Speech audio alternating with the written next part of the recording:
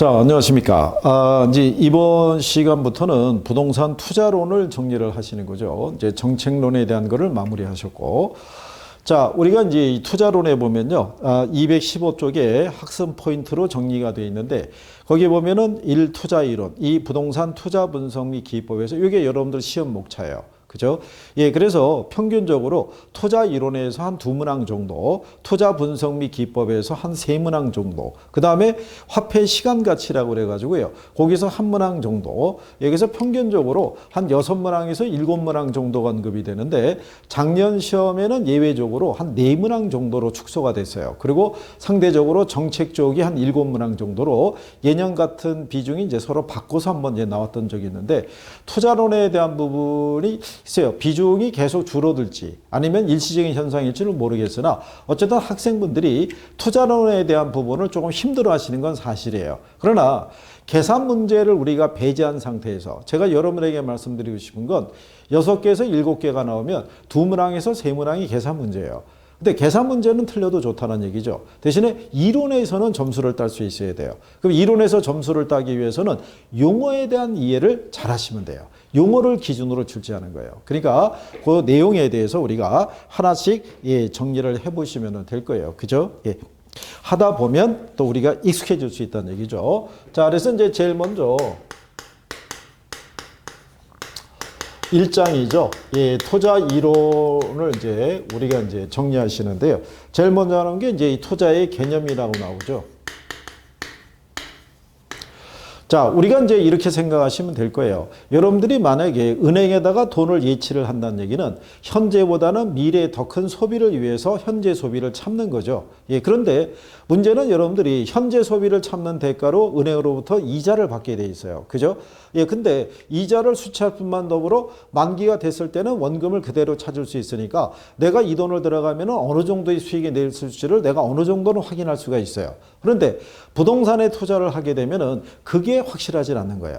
그러니까 그게 확실하지 않다는 얘기는 투자자는 리스크를 감수하고 들어가야 된다는 얘기죠.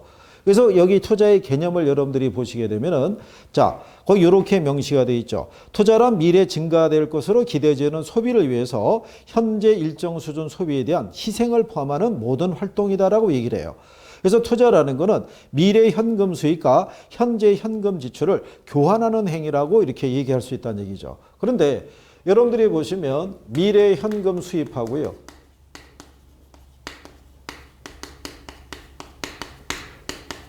현재 현금 지출을 교환하는 행위예요. 그러면 우리가 여기서 얘네를 교환할 때 이거는 확실하죠. 현재는. 그죠? 그런데 미래는 불확실하죠. 그럼 우리는 이 불확실성을 안고 들어가게 되니까 내가 현재 지출하는 돈에 대한 대가 있죠. 이 대가는 위험에 대한 부분에 대한 대가를 투자자는 반영하지 않을 수가 없는 거죠. 그래서 여러분들이 여기서 배우시는 게 투자에 관련된 위험과 그 위험에 대한 대가로 어느 정도의 수익률을 우리가 요구해야 되는지 그 상관관계를 잘 정리하시는 게 필요하죠. 자, 그랬을 때 일반적인 투자의 장단점이라고 명시를 해놨는데요. 예, 여기는 그냥 간단하게 이렇게 정리하시면 되는데요. 일단 이 맨 먼저 나오는 게 장점이라고 되어 있는데요. 부동산에 투자하게 되면요, 소득 이득과 자본 이득을 향유할 수 있다라고 얘기를 해요. 자, 그 얘기는 뭐냐면요. 요게 이제 금융자산을 운용할 때하고 차이점이라고 보시면 되는데, 여러분들이 은행에다가 1억이라는 돈을 예치하게 되면요, 1억에 대한 이자 수익은 여러분들이 얻을 수 있어도 이 1억에 대한 원금의 크기는 변화가 없어요. 근데 부동산에 투자하게 되면요, 운영하는 기간 동안에 임대소득도 얻을 수 있고요. 그 다음에 나중에 되팔 때 양도 차익 같은 것도 기대할 수 있어요. 그러다 보니까 우리가 은행에다가 돈을 예치할 때는 오로지 이 수익 하나만 보고 움직이는데 부동산에 투자할 때는 이 2개 중에 하나만 충족이 돼도 우리는 위험을 감수하고 투자할 수 있다, 이런 얘기가 되겠죠. 그래서 이게 투자의 장점이라고 할 수 있고요.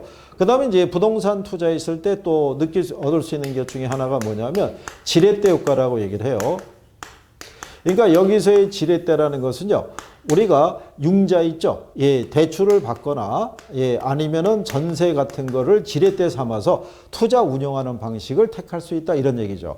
그런데 융자를 받게 되면 내가 이자에 대한 부담이 있는데 이자보다도 부동산 가치 상승에 따른 차익이 훨씬 큰 거를 우리가 기대할 수 있다 이런 얘기죠. 전세도 마찬가지고요. 그런데 우리가 은행에다가 돈을 예치하게 되면요. 대출을 받아서 대출받은 돈을 적금을 불입해서 우리가 상쇄한다는 거는 말도 안 되는 얘기죠.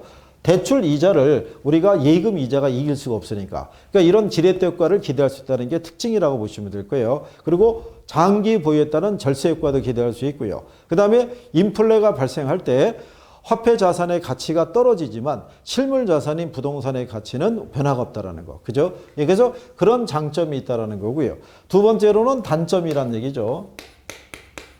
요 단점에 대한 거는 위험이라고 보시면 되고요. 뒤에서 다시 언급이 돼요. 일단 낮은 환금성이라는 거죠. 그래서 부동산은 이 환금성이 떨어지는 자산이다 이런 얘기죠.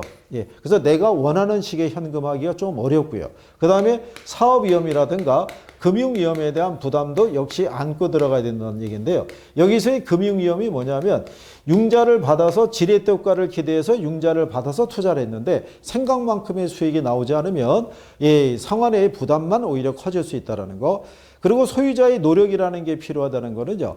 은행에다가 돈을 예치해서 이자 수익을 얻을 때는 우리가 별다른 노력을 기울이지는 않죠. 그런데 부동산에 투자해서 일정한 부분의 임대소득을 얻으려고 그러면 임대주택의 관리도 해야 되고 임차자 관리도 해야 되고 이런 노력이라는 게 있어야 된다 이런 얘기죠. 예, 그래서 그런 부분. 그리고 이제 거래 비용의 부담이 좀 많이 들어간다는 거. 왜냐하면 이제 중개사 수수료, 내가 투자할 만한 부동산 찾는 데 들어가는 시간과 비용 이런 거 다 포함하겠죠. 그리고 또 일반 자산과 다르게 행정적인 통제나 법률적인 부분에 우리가 확인될 사항이 많다는 거. 그런 게 하나의 리스크로 작용하더라. 그리고 이제 부동산 투자의 고려사항이라고 되어 있는데요. 이 투자에 대한 고려사항은 그냥 간단하게 정리하셔도 될 거예요. 그래서 우리가 일반적으로 부동산에 투자하는 이유가 부동산을 소유하려는 전통적인 경향이 있죠. 예, 그러니까 우리나라에서는 전통적으로 땅에 대한 집착도 강하고요. 그죠? 예, 부동산에 투자했을 때 단기간에 양도 차익 같은 것을 얻을 수 있다는 기대 심리 같은 것들이 많이 작용하기 때문에 그렇다. 이렇게 여러분들이 보시면 되겠고요.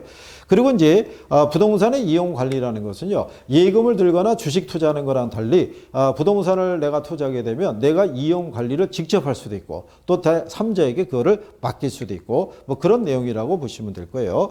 그래서 투자 결정 시의 고려사항은요. 예, 일반적으로 218페이지 가면 회복 단계로 접어들기 전에 저점에서 하는 게 유리하다고 얘기하는데 그 회복 그 단계를 찾는 게 진짜 전문가가 됐을 때 그걸 캐치할 수가 있겠죠. 어쨌든 이제 그렇다는 얘기고요. 그 다음에 안전성, 산출의 확실성, 투자의 환금성이 있죠. 2, 3, 4번이 뭐냐면 투자의 안전성과 수익성과 환금성이라는 거죠. 그래서 세 가지 요소를 고려해서 투자 여부를 결정하더라. 이런 거 여러분들이 보시면 될 거예요. 그리고 이제 투자할 때는 거리에 대한 부분이 있죠. 접근성이나 이런 거 감안해야 되겠고요. 세제상의 혜택, 그 다음에 경영관리의 부담 여부는요. 내가 분양을 받아서 직접 경영할 수도 있지만 그렇지 않고 다른 사람에게 임대를 줄 때 임대가 쉽게 나갈 수 있느냐. 이런 여부도 잘 고려해서 분양을 받든가 투자를 하든가 그래야 되더라. 이런 내용이라고 보시면 되겠고요. 그 다음에 219쪽에 있는 부동산 투기라고 되어 있는데요. 투기는 별도로 크게 중시하지 않으셔도 돼요. 모든 교과서에 부동산 투기가 다 실려 있어요. 실려 있는데 현대적인 의미에서 부동산 학자들도 투자하고 투기는 구별하기 어렵다라고 얘기를 해요. 그렇죠? 예. 둘 다 불확실한 미래 수익을 위해서 자산을 운영하는 건 둘 다 똑같다라는 측면에서만 정리하시면 될 거예요. 그래서 우리는 219쪽의 하단에 가면은 부동산 투자의 위험과 수익이라고 돼 있어요. 예. 거기서부터 이제 우리가 배워보시는 거죠. 그래서 실상 여러분 시험에도 보시면요. 제목이 이렇게 출제를 해요.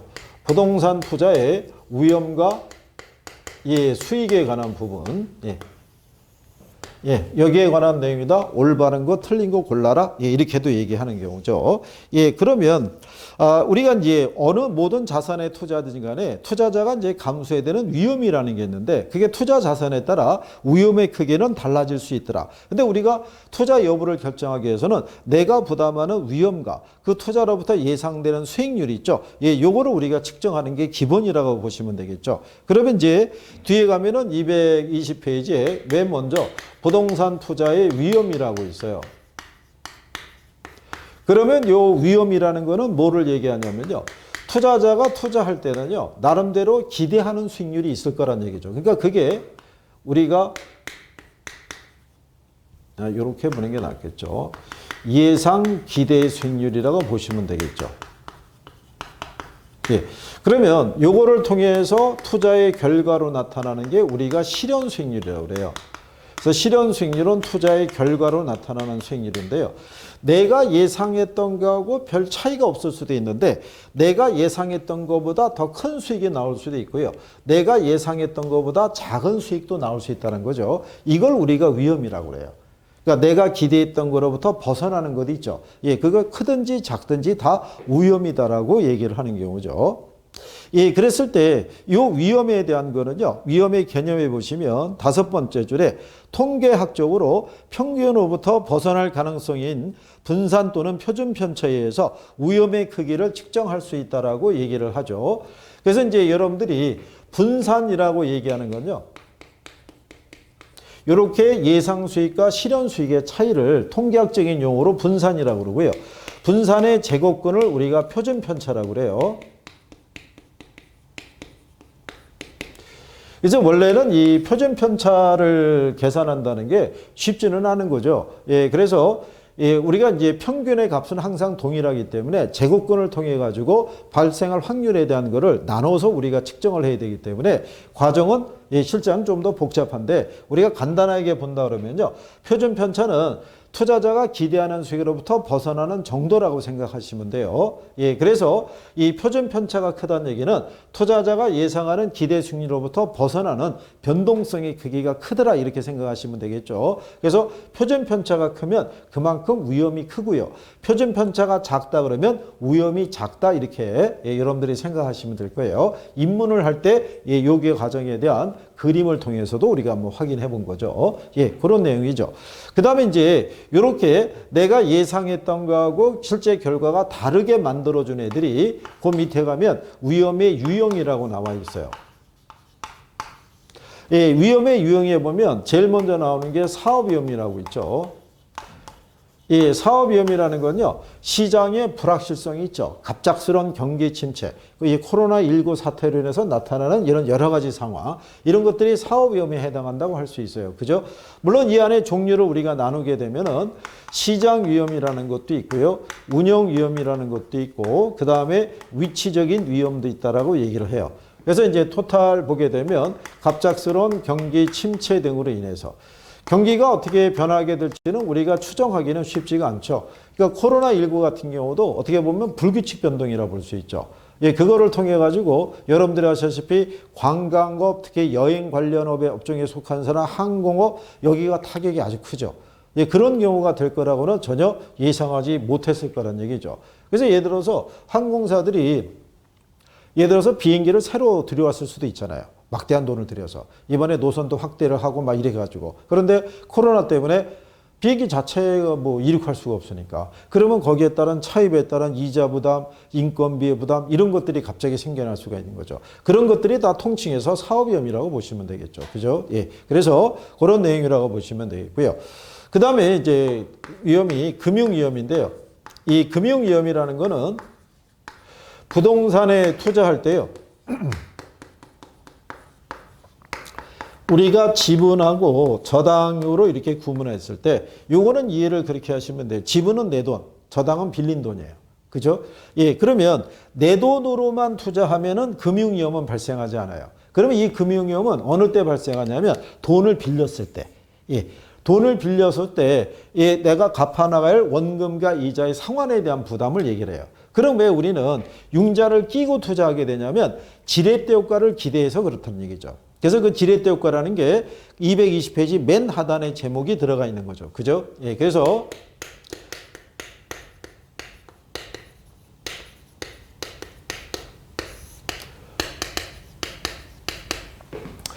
이제 지렛대 효과라는 걸 보시게 되면요. 타인 자본을 이용할 때 부채 비율의 증감이 자기 자본 수익률에 미치는 영향이죠.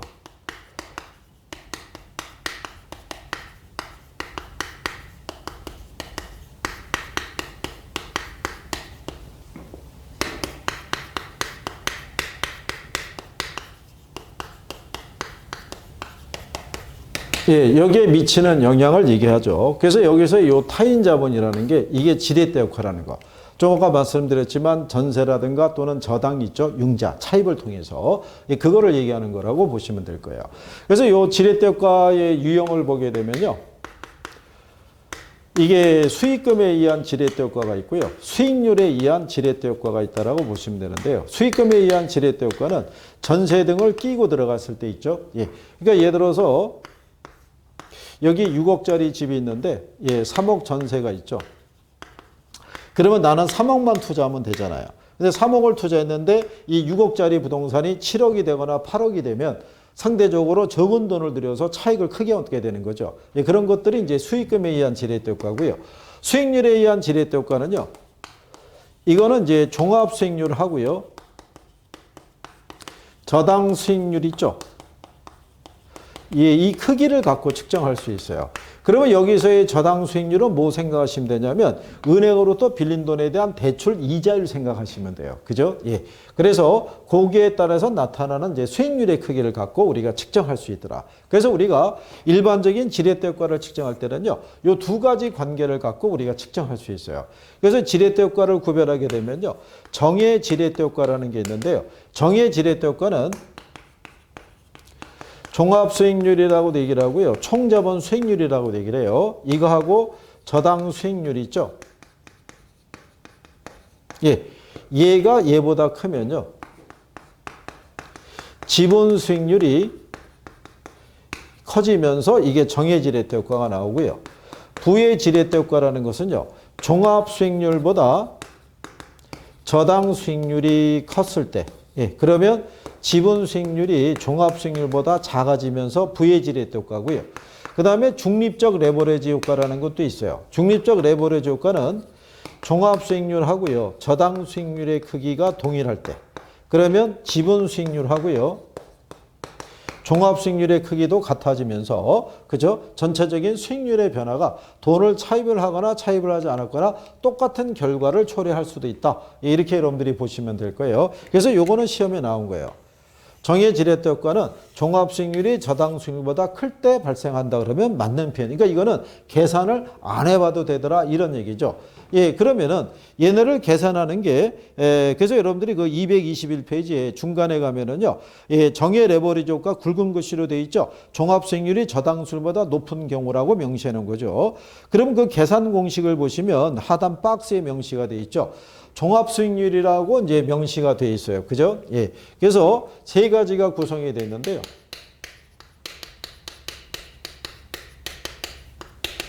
예, 종합 수익률은 총 투자액분의 이 순 영업소득의 크기로 우리가 측정하는데요. 예, 참고로 여기서 얘기하는 이 총 순 영업소득은요. 소득 이득하고 자본 이득을 합한 개념이라고 보시면 돼요. 그러면 요건 이제 어떤 개념이냐면요. 요렇게 여러분들이 생각하시면 자, 만약에 예를 들어서 여기 3억짜리 부동산이 있어요. 그죠? 부동산이 있는데 요 부동산에서 발생하는 운영소득이 있죠. 예, 운영소득이 800이 나오고요. 가령 예를 들어서 800이다 하기보다 한번 400 나온다 그럴까요? 그리고 3억에 대해서 매년 2%씩에 대한 가치가 상승한대요. 그럼 3억에 2%면 600이잖아요. 그러면 두 개를 합한 게 그게 순영업소득이라는 거예요. 근데 만약에 가치 상승이 없다 그러면 요것만 계산하면 된다는 얘기예요. 그죠? 예, 그래서 그렇게 여러분들이 그래서 이거를 소득 이득만 얘기할 때는 순운영소득 이렇게도 표현하기도 해요. 그래서 이제 요게 순영업소득이고요. 예, 그 다음에 지분 수익률이라는 건요. 지분 수익률 또는 자기자본 수익률이라는 것은 가령 예를 들어서 이게 총 투자액이고요. 이 중에 나는 내가 투자한 게 1억이에요. 내 돈으로 들어간 건. 그러면 요 내가 1억 투자한 거에 대한 대가만 계산하는 거예요. 그러니까 여기에다가 지분 투자액분의 지분 수익의 크기를 갖고 측정하는데요. 이 지분 수익이라는 게 순영업소득에서요. 뭐를 빼주냐면 이자를 빼주는 거예요. 그렇죠? 그럼 그 얘기가 무슨 얘기냐면 3억이 총 투자액인데 1억이 내 돈이면 2억은 돈을 차입했다는 얘기잖아요. 그럼 빌렸으면 이자는 빼줘야 되잖아요. 빼주고 난 나머지가 내 주머니로 들어오는 거니까 그렇게 해서 우리가 지분 수익률을 측정할 수 있다라고 생각하시면 돼요. 그죠? 물론 여기는 지분 수익률 또는 자기자본 수익률이라고도 얘기를 해요. 얘를 계산하는 공식도 하나 더 있을 수 있어요. 그죠?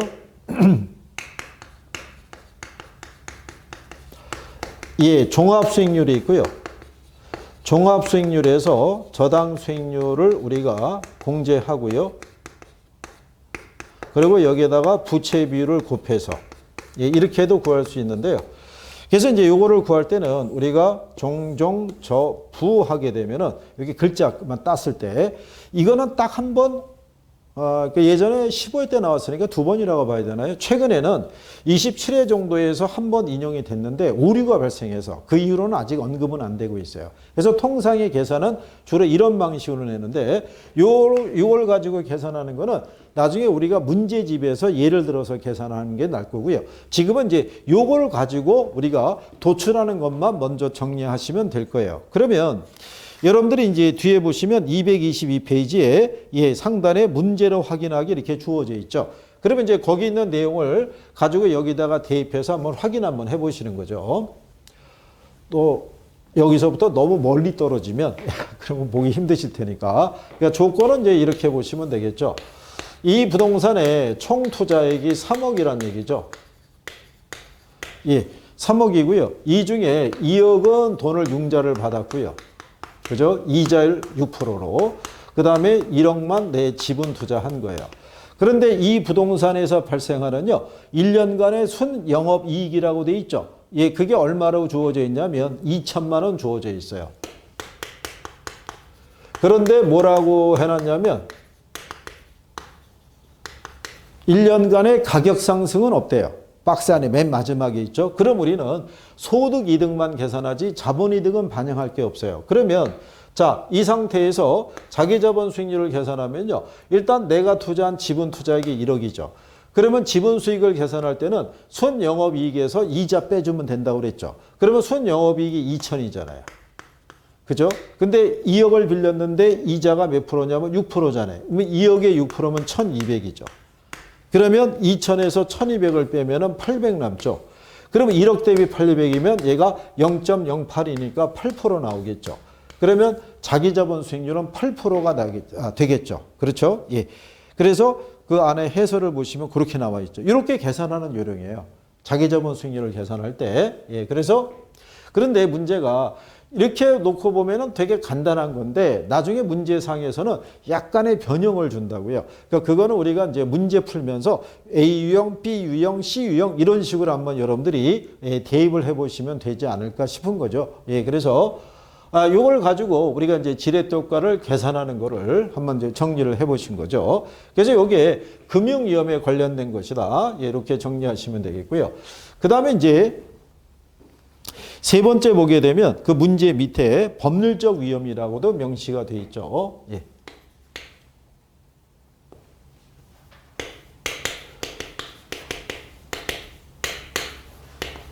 이게 이제 법률 위험에 대한 거는요, 정부의 여러 가지 어떤 이제 규제에 대해서 나올 수 있죠. 그러니까 정부가 예를 들어서 금융상에 규제하는 것도 있죠.